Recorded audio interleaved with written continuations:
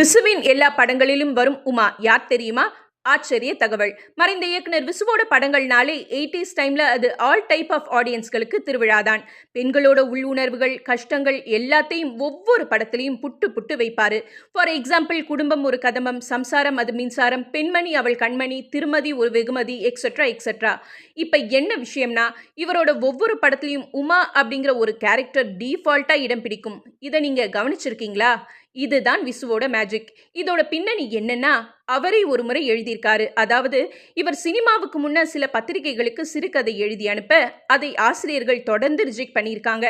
அப்போ ஒரு ஆஃபீஸில் இருந்த ரிசப்ஷனிஸ்ட் விசுவை பார்த்து, சார் நீங்க வசனம் நல்லா எழுதுறீங்க, பேசாம சினிமாவிலையும் நாடகத்திலையும் ஃபோக்கஸ் பண்ணுங்க, கண்டிப்பா ஒர்க் அவுட் ஆகும்னு சொல்லியிருக்காங்க.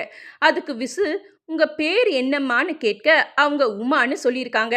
அந்த நன்றி கடனுக்காக விசு சாகிற வரைக்கும் தன்னோட படங்கள்ல உமா அப்படிங்கிற கேரக்டரை, அதுவும் நல்ல கேரக்டர்ல அவங்க பேரை யூஸ் பண்ணியிருக்காரு. எப்படிப்பட்ட மாமனிதர்ல அவர்.